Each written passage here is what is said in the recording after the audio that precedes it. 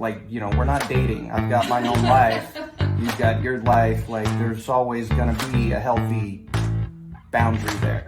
We do tend to, I think, bicker maybe like a married couple or siblings, and you know, it's a different dynamic, but I don't think it's unhealthy. Because, like, I don't need to make things up to be interesting. Right. You know, like, I'm not interested. I don't need to impress strangers with fake stories. Like, that's not my MO. You know, we had mobsters and tigers and strippers and all sorts of things that other normal people just don't have in their life. People usually just assume I'm lying or at least embellishing.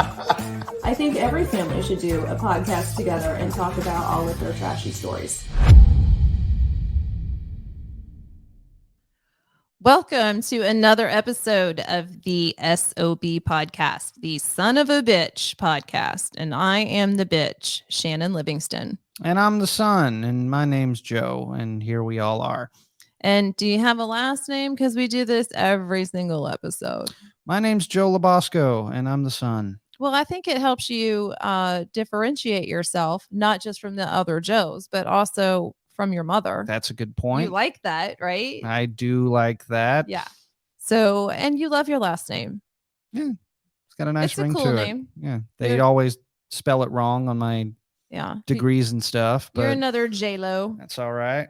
So today's going to be another uncomfortable day for you. Yeah, well, what else? I know that you love that, but we have been telling this story with a few detours of just some general episodes, but we have been telling the story of the early days of our lives and how I have had to make cash and stay off of the financial grid. Couldn't tell the state what I was making because you needed to get medical care and therapy coverage. We were on Medicaid and I couldn't make any money, had to make cash. And so I did that in certain ways. And I've been trying to tell the story of how did I even know that those things were available? How did I fall into it? How did I meet certain people? So last time, not the last episode that we did, but the last episode we did that was of my choice and all about me, of course. It was the Puppet Master episode. And we talked about Walter, who was an older friend of the family, a gentleman, term used loosely. Sociopath, psychopath, whatever his diagnosis may have been. But he really reinforced sex and sexuality being commoditized and was very manipulative and kind of taught me that early on, you know, from 15 to 18, 19 years old. So I had Kelsey, which is my daughter, who's now 29. She was adopted at birth. That was episode 6 of the SOB podcast. So you can listen all about that. It was the first legal open adoption in the state of Missouri. So that's kind of amazing too. But I had her, I was kind of floundering, wasn't really going to school full time and was kind of just hanging out, partying, had my own apartment. We did not get along with my parents. I don't even think I was speaking to them at that time.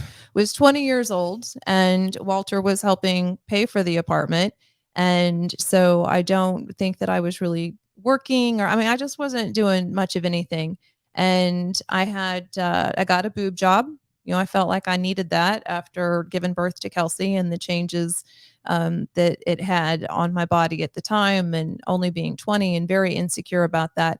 So I got a boob job, and then it just kind of opened up the world to me, I guess. I felt like a different person. I felt like I had more opportunities and I needed to look elsewhere.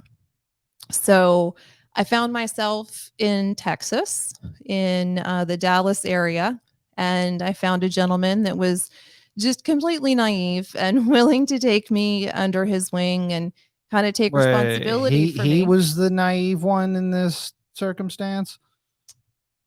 Yeah. How does that work? This was my first husband. Oh, right. Yeah. Okay. Yeah. So, we're very young, and I was looking to get away from Walter. The obligations of catering to his emotional needs, there really honestly weren't too many physical needs. He just wasn't that capable of that much. But very emotionally needy, very controlling. Certainly would follow me around, had tapped my phone, and I needed a way out. Was there a reason you chose to go to Texas specifically, or? Yes, actually. Kelsey's mother had talked about the clubs in Texas. Okay. She had been a dancer, and so she talked about the clubs in Texas and how they were so much nicer and all the money that you could make, and and that appealed to me. I didn't want to be in that industry somewhere where I knew anyone. So going somewhere else with my new boob job and this warped sense of power and sexuality, that was appealing to me. So when I was there visiting to kind of check out the place, I met this guy and was just able to really fast forward everything so that we did get married and moved in, of course, moved to Texas in with him. And that did not last long, but because Wonder why. Because I'll tell you why.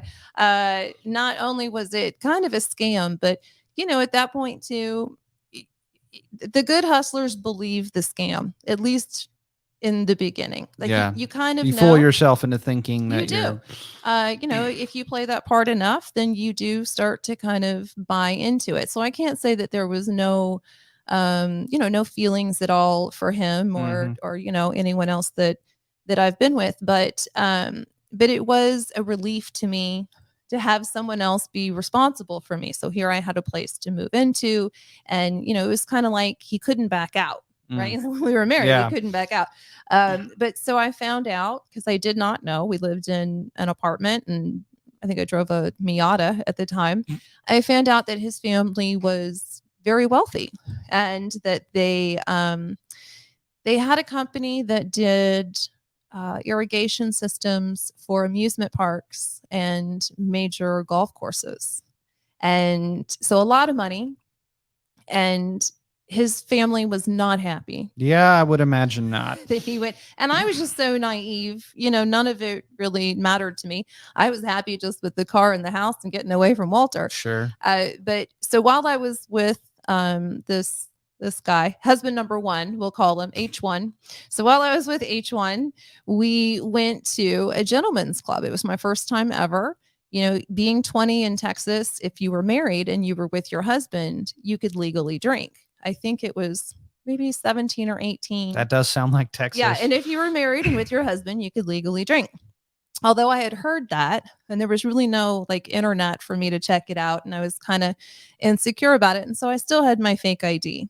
So I went to this club, and it was, my friend was with us and her boyfriend.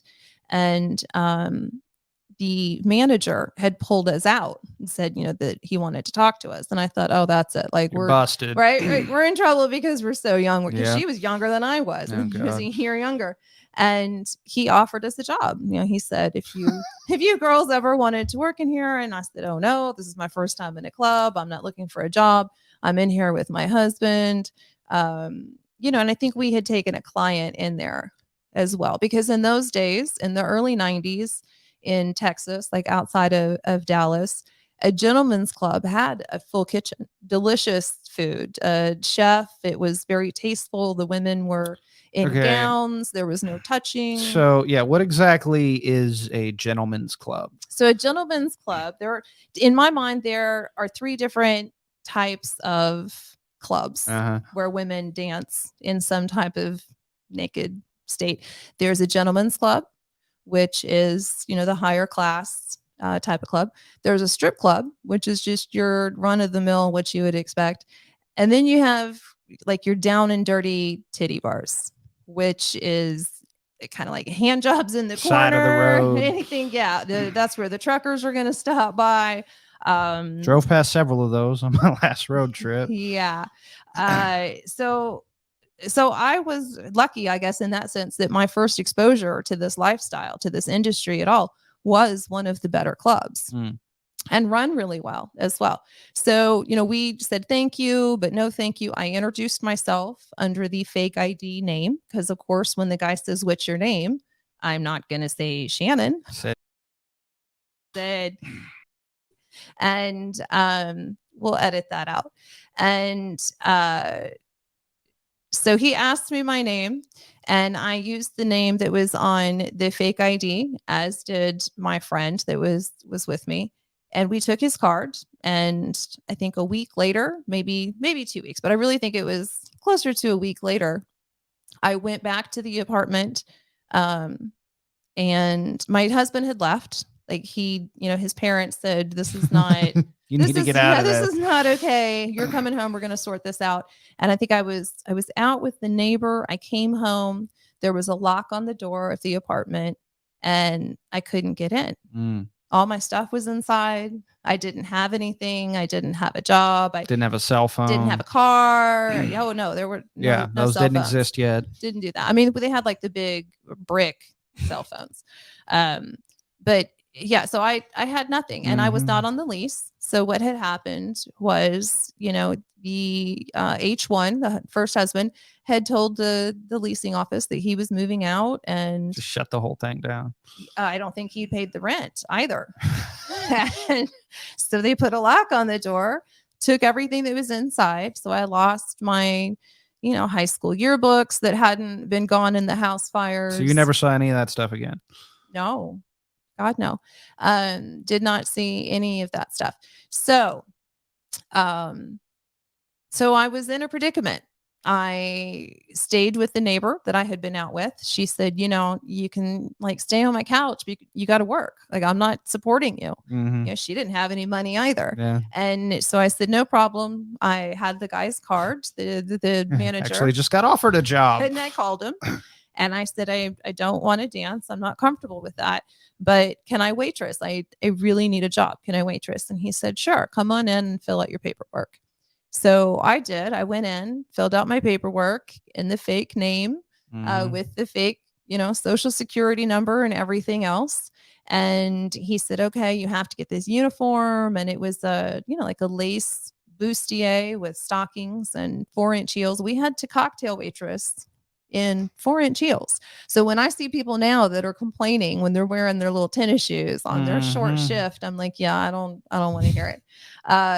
But I didn't have any money for that either. So the manager had to take me to the mall, get all this stuff, buy me the outfit, and very lucky that he was not predatory. He really was more helpful than he needed to be. Had to buy me shoes. The only shoes I had were I think Birkenstocks that I was wearing. I didn't have any clothes. I had what was on me, and that was it.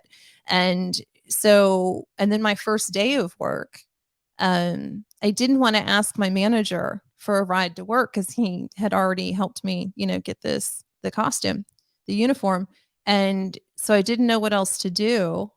So I called a cab, and halfway to the club to work, I said, I have to tell you, I don't have any money.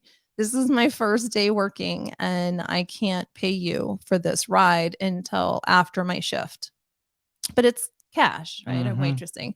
And so I was very upset. I'm sure I cried, and I felt terrible about bamboozling the guy, but he was nice, and he said, don't worry about it, and I'll be here after your shift. He took me to breakfast. I think it was the Country Kitchen that was open 24 hours, took me to breakfast after, and gave me a ride to work for I think a week without taking any money.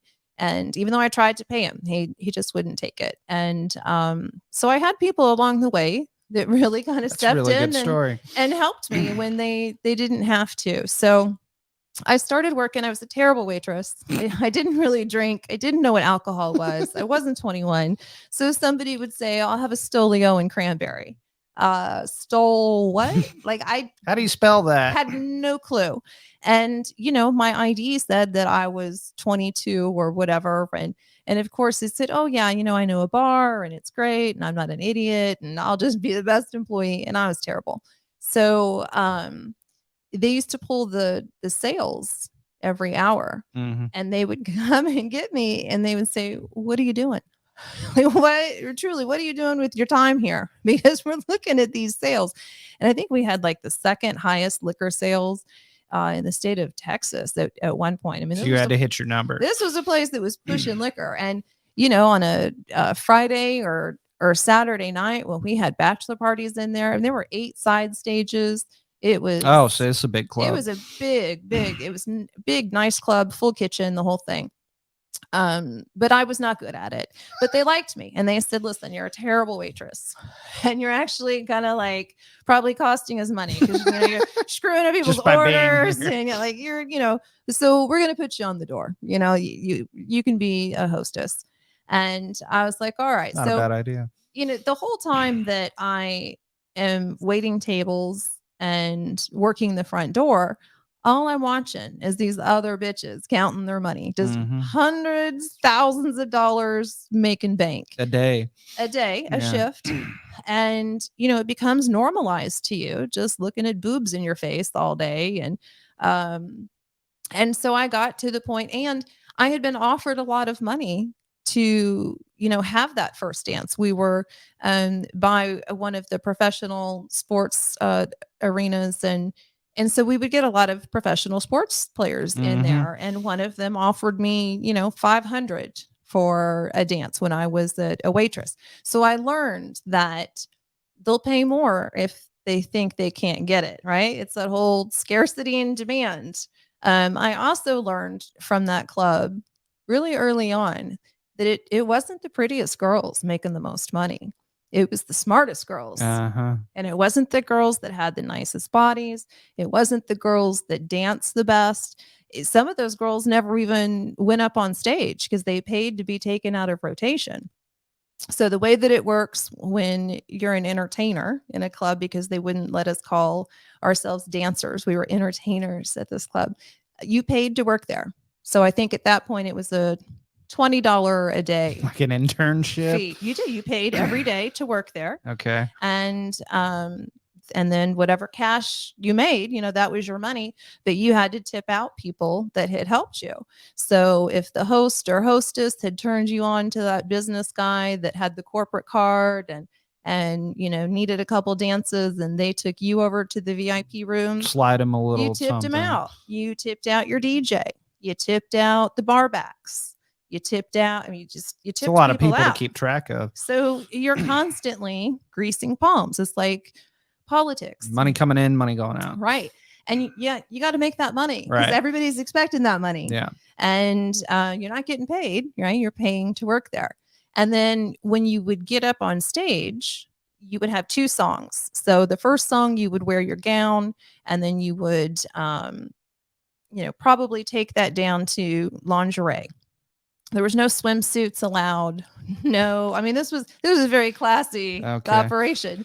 And so then the second one, you took your top off. And Motley Crue comes on, and the whole. But there was still bottoms. Some places are totally nude, but we had bottoms, and there was a 12-inch rule where you had to be 12 inches away. So they couldn't touch you. If you were doing a dance, they couldn't put their hands on you. Probably a good call. Even if, and we had issues with this, because if the girls went to jail, when Vice came in, management went to jail. So you learned really fast what the other girls were doing also. Oh, so they would get in trouble. Oh, everybody would. Absolutely. Everybody would get in trouble. But so if you were taking money, just physically taking money from somebody paying you for a dance, and their hand touched your hand while you were in a state of undress, while you were still topless, that's illegal. That's illegal. So you really had to watch your step.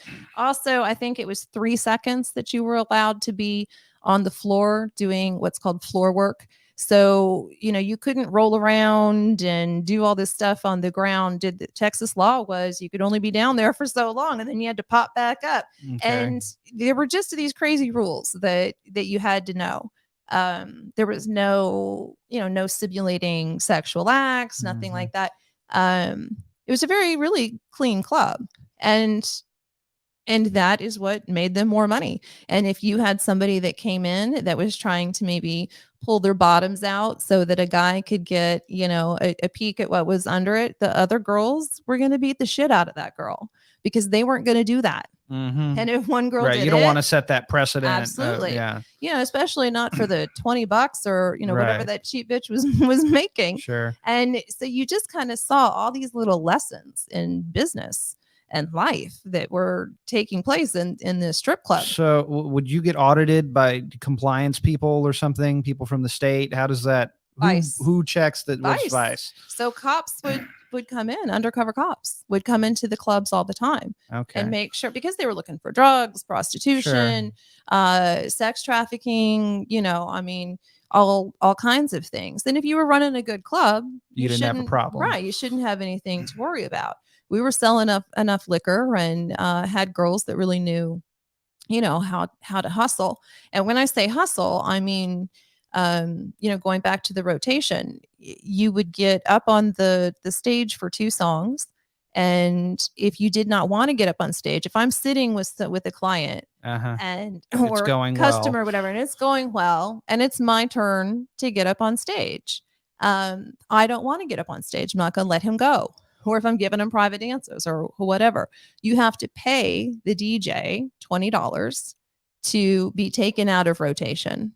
So you would, of course, then look at your customer and go, oh, we're having such a good time, and I'm going to have to get up on stage unless I pay to be taken out of rotation. So and then you look at them and they go, oh, okay, how much is that?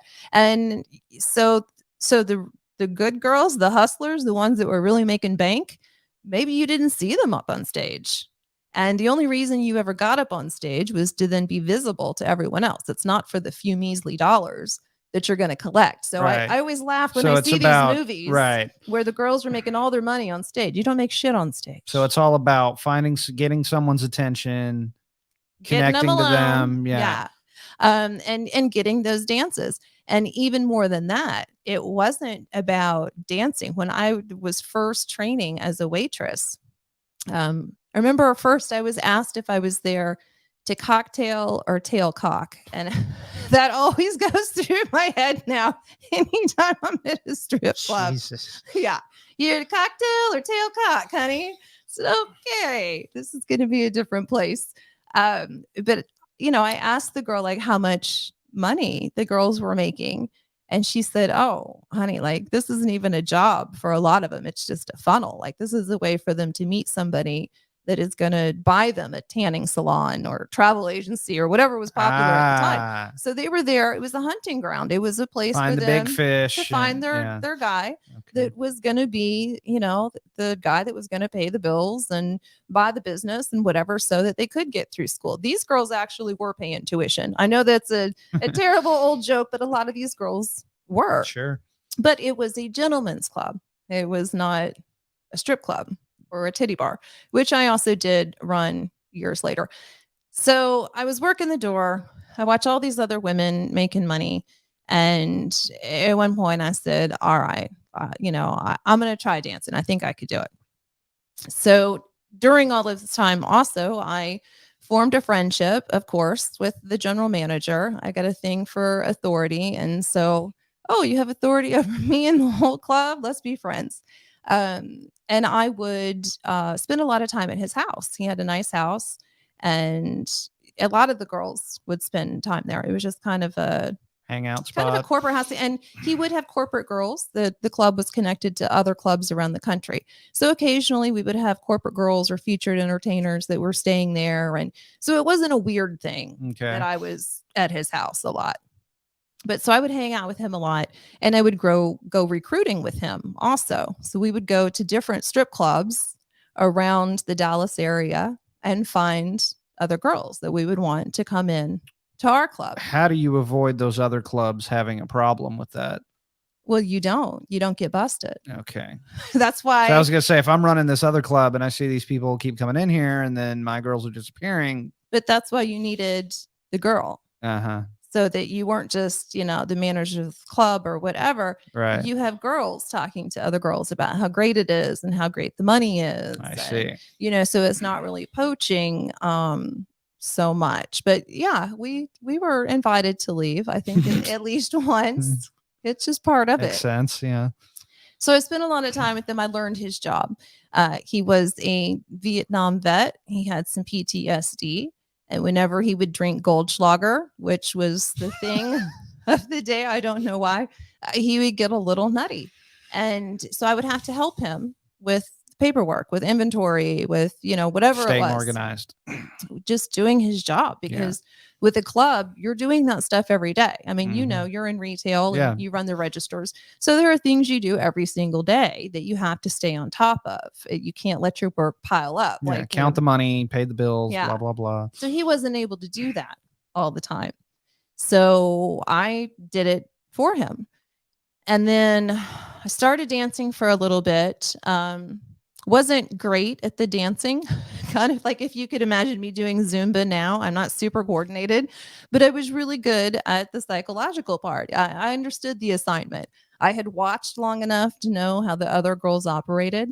And I also knew who was going to be my friend and who was going to feed me people, as long as I was paying them. Nobody was there because they liked someone else. That's not why we helped each other. Sure. And you did have the girls that would try to steal your shoes or whatever it was, but if you spread enough money around, things went smoothly for you and you were able to make more money. Pay in to pay out. So I'm having a decent time at this club. I'm getting my life kind of together, I guess, if you can call it that. And the owner of the club pulled me aside and said, "We know that you've been doing your boss's work." And I said, "Oh, no. Like sometimes I write it down for him or, if I'm around or whatever." And I tried to cover for him. And they said, like, "No, the reports are right." And he's usually not. He that doesn't do accurate. that. Yes. So I did too good of a job. And they said, we love this guy, but it's apparent that he's got some issues and we're going to get him some help. But we would like for you, since you're already trained and have kind of proven yourself, to step into a management position. So I said, okay. I'm 20. I'm on a fake ID. I'm working there under a fake name. So they took me off of a position because even when I was a hostess at the front, I was able to make tips. And it was something as simple as the girl that I worked with, Cassandra, she would say, "Oh, here's your change." You say, "And $4 and $1 for me and $5 for me." She would just say it like that. Most of the time they go, "Okay." Or if they would say, "Well, why should I tip you?" And she'd be like, "Because I'm so cute." And then they would just go, "All right." That's business. So you could make tips just standing at the door. Right. And you were also in a bustier. It was the same outfit as the waitresses, only it was black instead of white. So I had been making, a decent money or whatever, but so they bumped me up to management. I'm working on a fake name, and now I'm less able to make tips because now I'm not dancing, right? Now I'm not on stage and I have responsibilities. So I worked it out. I became one of those people that fed the people to the dancers and made enough in tips, where I was able to make money, but could never cash a check. The better I did, the more I got penalized financially because I couldn't get a paycheck. And that didn't last very long either. Those were the days of GHB. And so when I got bumped up, I was the only woman. I was really young. And the guys there didn't like that. I would imagine not. Yeah. Just aside from the regular bullshit, you also had guys that I think probably were asking for blowjobs or, whatever. And the fact that the girls weren't going to have to do that with me, they didn't like that. It took their power away. But really what I found out was some of these guys were taking some of the girls, because they all dated too. They were taking them and drugging them when they took them out with GHB and recording them doing certain sexual things and blackmailing them and sometimes just leading them into pornography. What is GHB?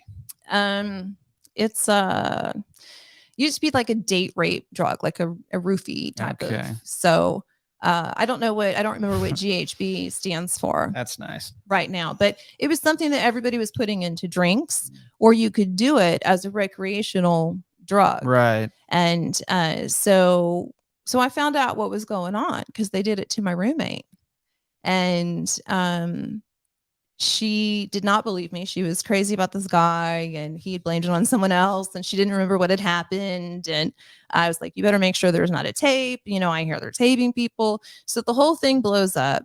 they ended up framing me. They took like her money and stashed it in my closet because, if I'm going to steal from my roommate, I'm going to stash it in my closet. It makes perfect sense. And then, made a big deal of, oh, well, you should like check her room and make sure you check her closet. And so, of course, they find the money. It's a big mess. And I didn't want to cause a big stink because I'm working on a fake ID. I'm not even the person that they think I am. Right. And it was tough to hustle the money together. And so, and at this time, shortly after, I got pregnant with you. And so I moved to Chicago with you in my belly. But it was a very strange time working in the strip clubs and learning in the gentlemen's club and learning everything that I did in those early days from those girls, and even lessons in sales that I use now. I learned from those girls. These were the old days of the business cards, and you had just sheets of business cards. And these girls would sit there on the phone on a Tuesday morning, Tuesday afternoon. Oh, hi, Bob. It's Lacey, and I'm just wondering if I must see you today. I was thinking about you and just really missing you, and I'm going to be here. And I just doing those calls every day, all day long, and bringing their people in. So those girls worked a lot harder than just being up on stage. You going to say anything to that? You're just going to nod silently on a podcast? Like I haven't been contributing this entire time. Okay. Okay. I'm not talking about that. I'm talking about right now. And yeah, how I'm hard just they work. taking it all in. Do you know any strippers? Other than your mother? That I know of. There was a lady who came into my place of business one time and had this big stack of dollar bills and dropped them down to pay for her stuff. And she was like, I promise I'm not a stripper. And I said, I don't really care whether or not you're a stripper. My job is not to judge you. It's to take your money. I said, most of my babysitters when I was growing up were strippers. We'll get into that in a little bit. I was said, how you make your money is your business. Well, and so how they did make their money, I learned, was a little bit different than just inside the club too. So the girls in Texas at the really nice club, they were looking for the guy that was going to sometimes marry them or, give them that movie deal or, buy them the business or whatever. And a lot of girls found it. I mean, they did really well. But then after I moved to Chicago, and had you, we moved to Kansas City. And after being in Kansas City for a little bit, I got back into the strip clubs because by this time we did have this financial constraint where I had to make cash. I knew the guys that ran the clubs there, and it was in my skill set. And so they were kind of lower class clubs. And I said, hey, if these girls cleaned it up a little bit, they would be making a lot more money, but you've got to have the DJ do this and, structure it like this. Then the girls have to have these rules. So they would send me in sometimes to clean up the place, sometimes, to teach the girls how to hustle, basically. One time I was sent in to a club in Kansas City to inflate the numbers. He thought that I was going to inflate the numbers on what the club was worth to get a mutual friend to then buy the club. Okay. Club was losing money left and right. And the guy had owed the original owner, who he and I went into business later on, actually owned a percentage of that club at one point. But, the mistake that guy made was he thought I was the dummy and I was going to go in there and believe everything he said. Help him unload this. And help him unload it onto this other guy. Never even offered to cut me in. Didn't really pay me for being out there. He just said, business. Make whatever money you can, So of course I did not lie about the numbers. I'm not going to burn bridges when there's no reason to. Right.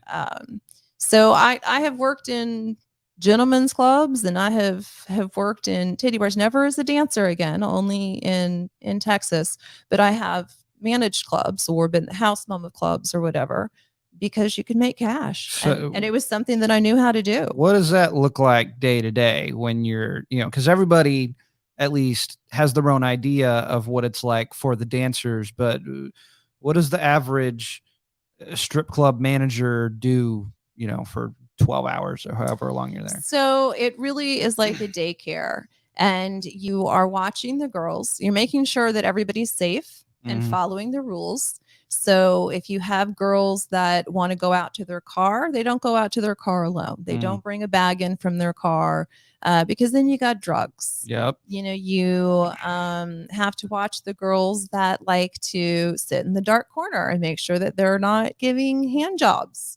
You have to watch the girls and how they get along with each other, how they, we can't have anybody stealing. And there weren't cameras or anything else. Well, And there was, again, a big difference between these clubs. yeah. So, what's the disciplinary structure in a place like that? Are we talking zero Money. tolerance, or you get one No, warning? money, or- money, money, money, Oh, money. okay. So you taxed them. Yes, you taxed them. And they learned really fast if it was their money. So you taxed them, you gave them time off, you gave them Tuesdays instead of Fridays until they learned their lesson. There was a club that our friend Gus owned, and it was such a shit show, such a terrible club, that we did have one girl that just was not cooperating. She didn't work for me. She worked for a friend, and he sent her to that club to work for 2 weeks. As punishment? As punishment, Uh-huh. and to learn appreciation for his clientele versus the clientele that Gus had. And so she, of course, after weeks, said, "I'm so sorry. Can I come back?" And he said, "No, you got 2 weeks, two Yeah. weeks down there, and do a good job. No calling in, no bullshit." And so, yeah, there were creative ways to discipline those That's interesting. girls as well. I mean, I'm sure that there were other things that went on, but Yeah. I was never going to do anything to exploit or abuse those women. I really No, was just trying had to to make help your them. point. Yeah. Right. And to help them make money meant, you guys got to clean it up a little bit. I remember going into a club in Kansas one time, and I said, no more like lesbian shows on stage, no more of this, no more of that. And they got so mad. Like, they hated me. They said, "Well, how are we supposed to make money?" And I said, "I'm going to teach you. Don't worry about it." But transitioning those girls from survival to really banking, Mhm. and getting them to realize Enterprise. the less you do, the more money you make. If you keep shoving it in their face, you're not going to make any It's money. too easy. Yeah, and there's a difference between the clubs, but there is also a difference in those approaches. So strip clubs, like I said, have really taught me a lot of business, a lot of conflict resolution when you're the woman and you're in management. So, you're going to watch your staff and make sure everything's good. You're also going to watch those patrons. Mhm. And for me, the last thing I wanted to do was involve my bouncers, because at this one particular club, I didn't do the hiring. So I got some young yahoos that want to fight all the time. Uh-huh. I don't want that in my bar. No. That's going to cost me money. I don't need diversions. I don't want the girls feeling unsafe, none of it. And so I would go over and I would say, "Hi, I'm so and so," if I was using my real name or fake name. And I would say, "This is a gentleman's club, and you are just not being a gentleman tonight. And I'm so sorry, but I'm going to have to ask you to leave. I would like for you to come back and try again. And when you do, I would just be honored to get your first drink and come in and ask for me. And, but tonight it's just not happening. It's not working out for us." And most of the time they would respect that. They would kind That's of surprising. suck it up. But I'm not taking conflict to them. I'm Yeah. not challenging their, manlyhood. You're saying, here's the problem, here's the solution. Right. And it's not that you're not welcome. I'm not saying that, you're a bad person. I'm saying this behavior Not that you're has not. happened so far, I cannot allow, because that is my job here. So let's work this out nicely. And, and then if they got an attitude, fine. Then the other guys could come beat the shit out of them. But I always tried to do it nice and mellow and That's peaceful. fair. Peaceful. And sometimes too, you want to get guys that are big enough to just pick them up and carry them out. That was really how I trained them. You don't need to punch them all the time. Right. Just restrict their hands. You get the hands, you get the feet, and you carry them out like a 2x4 right out the door. And then they're humiliated and they're going to leave anyway. No, that's not what No? happens. They stay in the parking lot And they're like Start those little, screaming they're and like those whatever. little inflatable dolls where you punch it and they pop right back up because they're drunk and they can really Yeah, they can that's take a true. beating. And so the more you humiliate them, the longer they're going to stick around and the more you got to beat their ass. So it starts a whole thing. So you try to keep it nice from the very beginning. I also learned, you don't drink when you're at work. So we would have a special container that was marked, bada bing juice or whatever it was. And when guys would offer to buy me a drink, which was often, I would say, sure. Instead of, oh no, I'm working. Sure, I would love that. And so I would order my special shot, which was fruit juice. Kool-Aid. And I would do the shot, and the bartender and I would split the money. And, you do that 10 times a night, and it's an extra $50 or whatever. And you're being social with them. And of course, you're still staying, Lucid. clear-headed. Yes, you don't ever, it's not a party for you, it's a party for everyone else. Mhm. So you can't drink and do that job, whether it's management, dancing, whatever.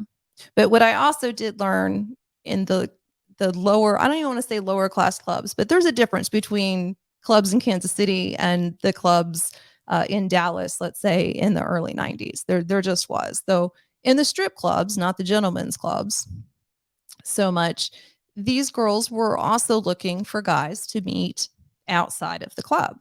And that didn't necessarily mean, for sex. I'm sure that did happen, of course. But it was really, they did bachelor parties. They did topless blackjack dealing. They did, I mean, there was just this whole Expand your portfolio. there was this whole world outside of the clubs, with the people that they would meet, that would come in that I didn't really know about back in Dallas, because in Dallas it was a different That didn't class and exist. they were looking for a business. So it kind of interesting too to see, when you're looking for a business, you might find a business. When you're looking to give somebody a hand job, you're probably going to find somebody, to give a hand job. It depends on what your expectations are. But so I started learning what these girls were doing, and they were doing a terrible job. They were disorganized. They didn't have security. They weren't marketing properly. They were leaving money on the table left and right. And so I stepped in and I helped them organize a little bit. And that is going to be our next episode, which is the private side of the sex industry. So hopefully you understand a little bit more kind of how strip clubs work. Learned a lot. And, and that is considered the sex industry. You don't have to have sex for it to be called the sex industry. Sex is implied. Sex is implied, most definitely. Interesting. And just like in life, the less you give, the more you get when it comes to sex and men. Unfortunately, that's the rule. As soon as you let them touch the goods, the gifts stop. And we'll leave it at that. I think the next episode will make you even more uncomfortable. So I'm looking forward to that. But I've had a lot of, I can't lie, I've had a lot of fun in clubs. I met a lot of crazy women, but I also met a lot of really amazing women and mothers and people taking care of their families, and just, women that were just trying to make it, just and maybe just didn't give a shit what other people thought. Some of them were very, very fractured, very broken people. Yeah, certainly. I would imagine. But some of them were just super cool. And so I'm very fortunate, I feel, for having that experience. It's different than what most people have. And I do learn those life lessons, those lessons from the club. Maybe that will be my book or a seminar series. I can start renting out the Hilton. Lessons from the club. How to do business like a stripper. Would you take that? No. You've been on the pole before, though. That doesn't count. You can tell that story another time. Yeah, okay. All right. All right. So thank you so much for listening. Joe, I'll let you take it out since I always do the intro. Yeah, I'm not really sure how to sign off from this one, but well, how would you leave a club? You don't have to go home, but you can't stay here. There you go. It's a good song. You know, that's actually about childbirth. A lot of people don't know that, but that was what that whole thing was about. His wife was about to have a baby, and it was all about entering that next phase of life. And I did some research about that. Closing Time, Semisonic, good song. I had no idea. Yeah, so hope you learned something. I certainly did. If you ever find yourself in a strip club or a gentleman's club or a titty bar, maybe you can impart some of those lessons on the people there. Be Sure, nice they'd to love your that. girls. Tip them well. Take There you care of them. go. They're working hard. Peace out.